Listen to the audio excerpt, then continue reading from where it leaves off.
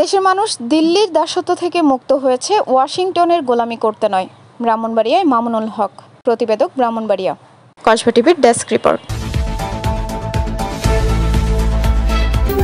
Kasba TV, হৃদয়ে বাংলা। বাংলাদেশ খেলাফতে মজলিসের আমির আল্লামা মামুনুল হক বলেছেন, 1971 সালে পিন্ডির গোলামির জিনজির ছিন্ন করা হয়েছে দিল্লির দাসত্ব করার জন্য নয়।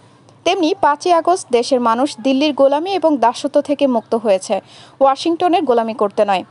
বাংলাদেশ তার স্বাধীনতার স্বকীয়তা নিয়ে নিজের পায়ে স্বনির্ভর হয়ে মাথা উঁচু করবে, কিন্তু কোনো ভিনদেশীদের স্বার্থে এদেশের মাটি ব্যবহার করতে দেয়া হবে না। তিনি শনিবার বিকেলে ব্রাহ্মণবাড়িয়া শহরের পৌর মুক্তমঞ্চে বাংলাদেশ খেলাফতে মজলিস জেলা শাখা আয়োজিত গণসমাবেশে প্রধান অতিথির বক্তব্যে এসব কথা বলেন। এ সময় তিনি বলেন, 1972-এর সংবিধানের মধ্য দিয়ে দেশের স্বাধীনতার ইতিহাসকে কলঙ্কিত করে প্রকৃত চেতনাকে ছিনতাই করা হয়েছে। মূলত 72-এর চেতনাকে 71-এর চেতনার নাম নিয়ে ভারতীয় দালালির চেতনাকে মুক্তিযুদ্ধের চেতনা বলে মার্কেটিং করেছে ফ্যাসিবাদী দল আওয়ামী লীগ। তিনি এ সময় আওয়ামী লীগ সরকারের সময়ে আলেম উলামাদের বিরুদ্ধে দায়েরকৃত মিথ্যা মামলা দ্রুত প্রত্যাহারের দাবি জানান, অন্যথায় কঠোর আন্দোলনের হুঁশিয়ারি দেন। পাশাপাশি জুলাই গণহত্যা, শাপলা চত্বর গণহত্যা, আলেম উলামা, ছাত্র জনতা সহ সকল গুম, খুন ও হত্যাকাণ্ডের বিচার কার্যের দৃশ্যমান অগ্রগতি ছাড়া নির্বাচনের পরিবেশ সৃষ্টি হবে না বলেও জানান। এছাড়াও তিনি বাংলাদেশকে রক্ষায় ফ্যাসিবাদের পুনর্বাসন রুখে দেওয়ার জন্য জাতীয় ঐক্যমতকে রক্ষা করতে সকলের প্রতি আহ্বান জানান।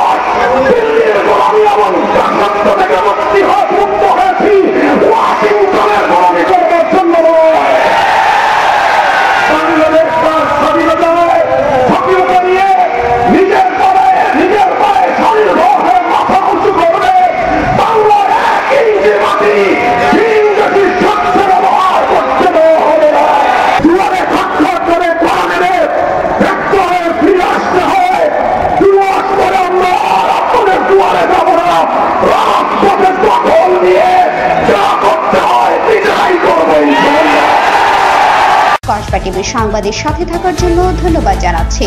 পরবর্তী সংবাদ পেতে আমাদের চ্যানেলটি সাবস্ক্রাইব করে রাখুন। হৃদয়ে বাংলা, কসবা টিভি।